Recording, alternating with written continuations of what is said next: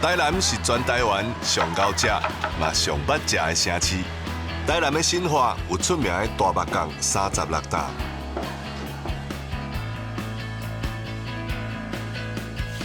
阿凤姨的煎肉粿是在地人自细汉食到大汉的小点心，这个气味坚持30年，唔捌变过。